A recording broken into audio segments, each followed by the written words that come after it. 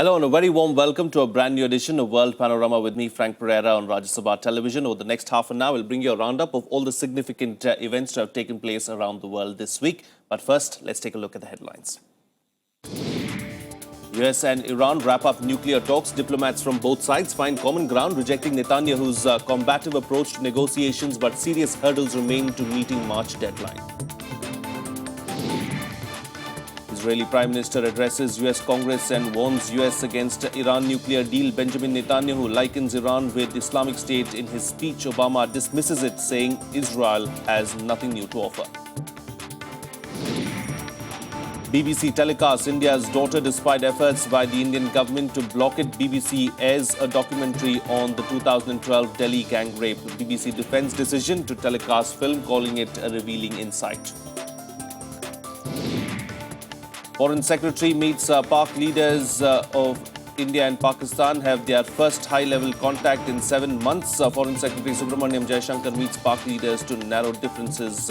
Pakistan hopes dialogue will resume soon. Japan's Kei Nishikori rises up the ATP World Rankings, leapfrogs Britain's Andy Murray to make it to the 4th spot. Nishikori equals Kimiko Crumbs as the country's highest-ranked tennis player.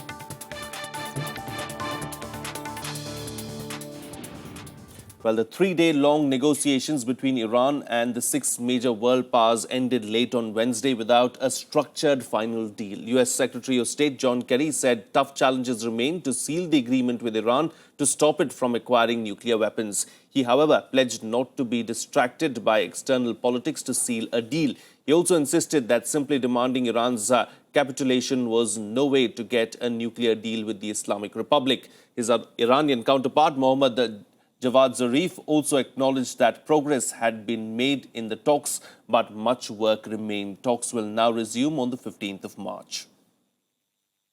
We continue to be focused on reaching a good deal, the right deal, that closes off any paths that Iran could have towards fissile material for a weapon, and that protects the world from the enormous threat that we all know a nuclear-armed Iran would pose. We will return to these talks on the 15th of March, recognizing that time is of the essence, the days are ticking by, and important decisions need to be made. We are not far from reaching an agreement.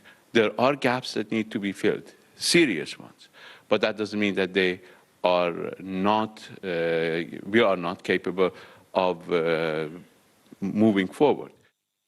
Well, joining me for a chat today is Professor Bansidhar Pradhan, Center for West Asian Studies, JNU. Professor, welcome to the program. Let's talk about the Iran nuclear deal now. John Kerry very rightly pointed out and said that time is of essence, days are ticking by, something needs to be done at the earliest.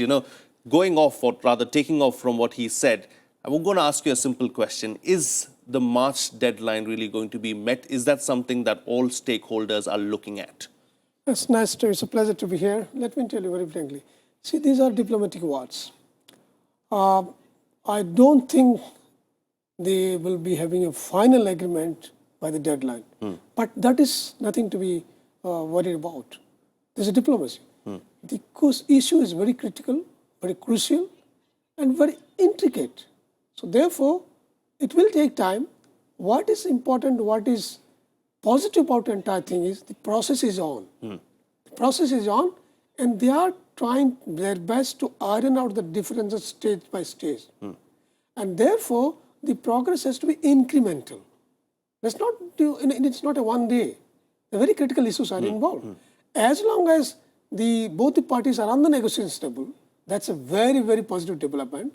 And this already shows, if you make an interpretation from both the speeches of Secretary Kerry and Jafari, that they are not disappointed. Indeed. No, they are not disappointed at all. The talks are moving. Critical issues need to be threshed out, and then let's wait for that. Even if the deal is not reached by March deadline, nothing great to be disappointed. So you're of the opinion that there is going to be a positive outcome out of all of this eventually? I would think that way. I would think that way. The very fact that after many years, both these adversaries, for many, many years, they have come to a negotiation table. They've opened the line of communication. That's a major development as far as diplomacy is concerned.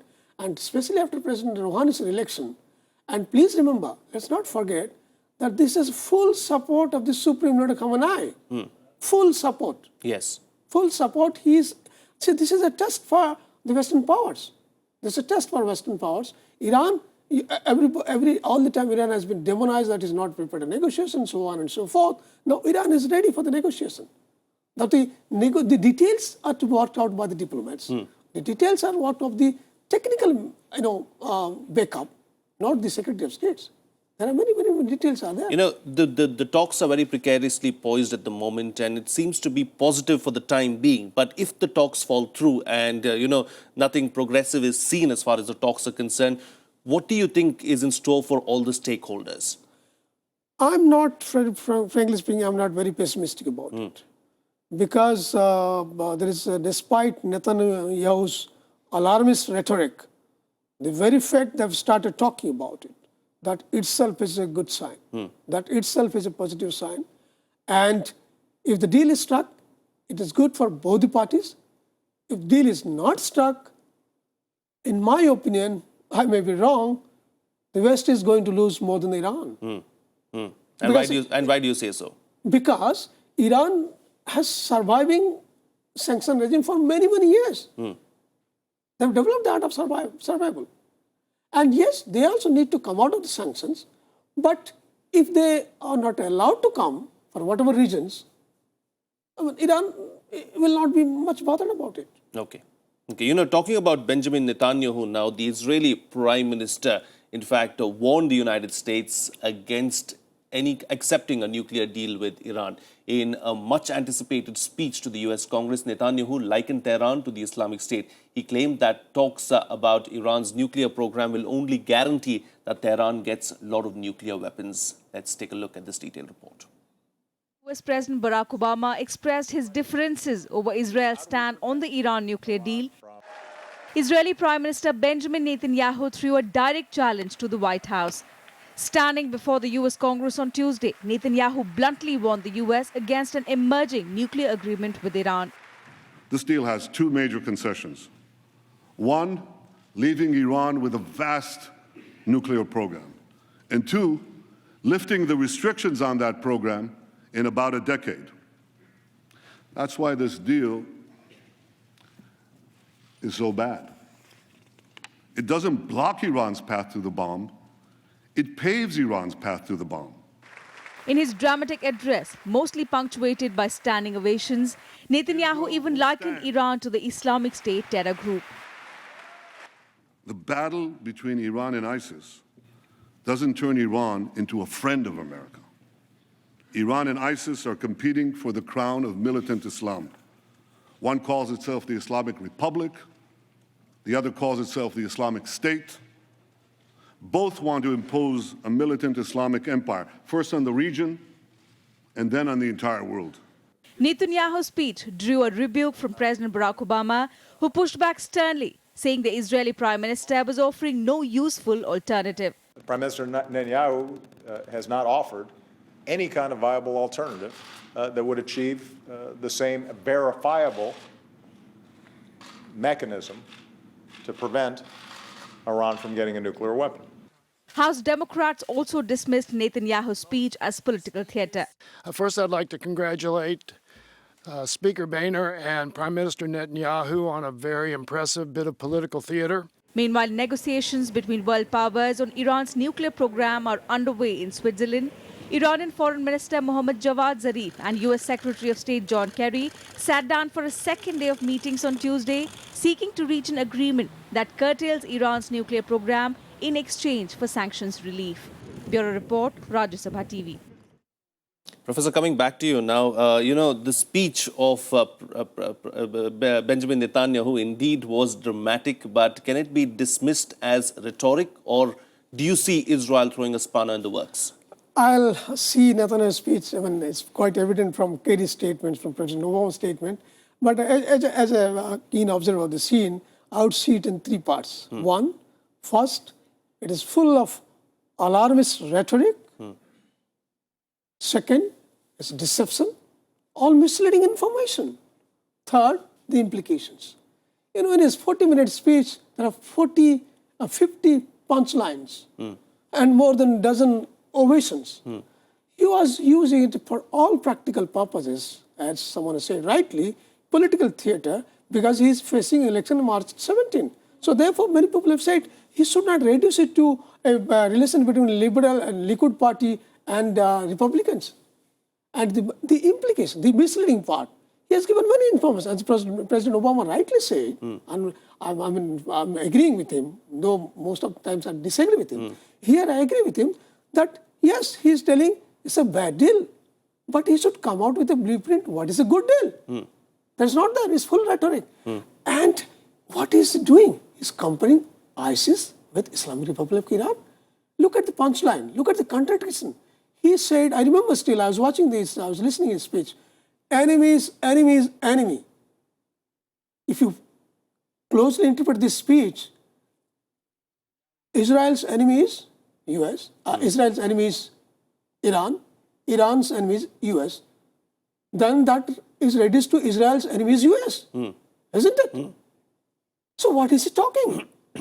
And he was giving full misleading information. Is there a rift? Do you see a rift emerging between the US and Israel now as far as Iran is concerned? Let me tell you, there is a clear-cut division. Netanyahu's speech clearly, openly challenged Obama's policy. It's very clear about it. But President Obama, as the next day talks continued, is determined to continue in his path of negotiation with Iran. Because in his right wisdom, he thought negotiation with Iran is the best solution, not sanctions. It has not worked so far. Therefore, Netanyahu was saying, no. See, Netanyahu, this has been his staple. From 1996 onwards, he has been warning that Iran will be having bomb within a year. But we told 2013.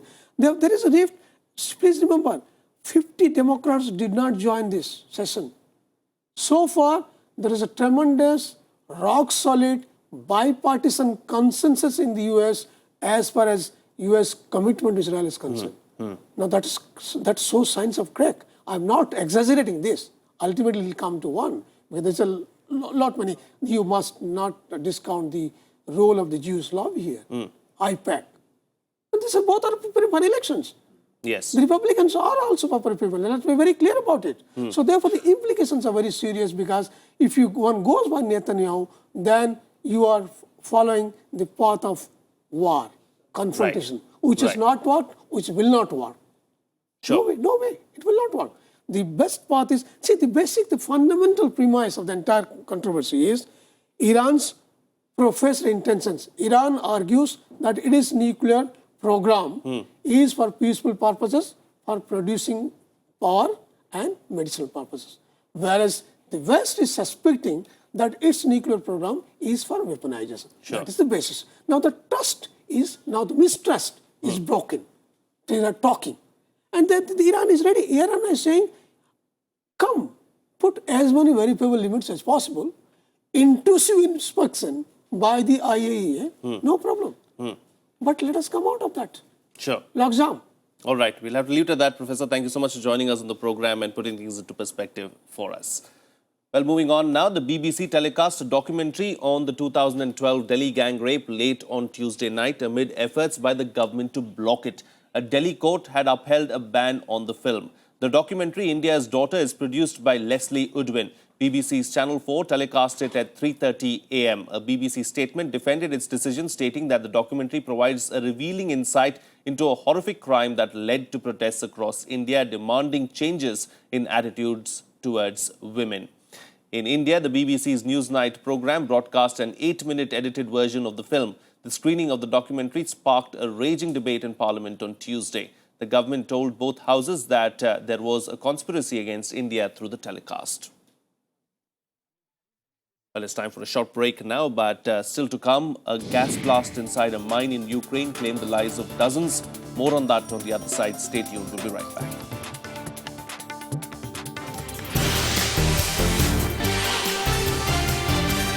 Welcome back. You're watching Rajya Sabha Television. Well, 33 miners were killed on Wednesday after a coal mine blast in the rebel-held city of Donetsk near the battlefront in eastern Ukraine.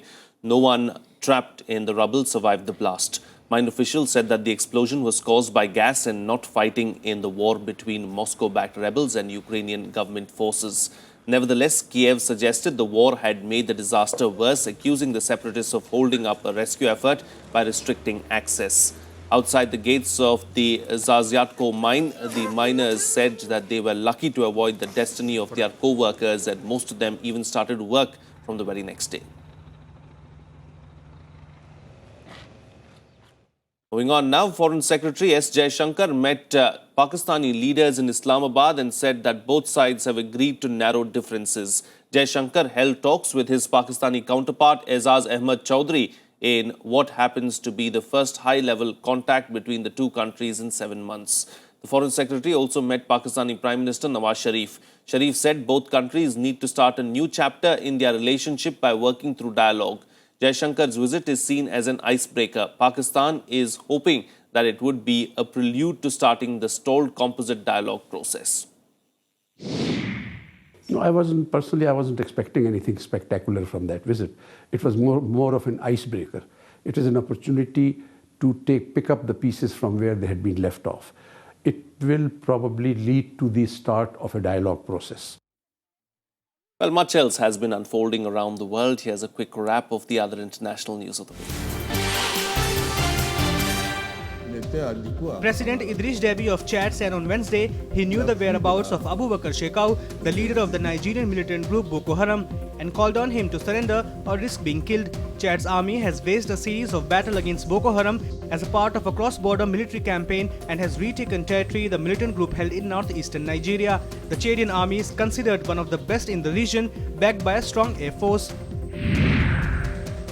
China has announced it will enhance defense spending by around 10% this year. The announcement signals competitive defense spending as it comes at a time when Japan has declared a record 2.8% in military expenditure. From China's point of view, the increase in defense expenditure is lower than the 12.2% growth seen in 2014 and the lowest in the past 5 years. Though the Chinese move is lower than last year's increase of 12.2% in defense expenditure, it will hugely increase Beijing's spending on top of $131 billion that was sanctioned in 2014.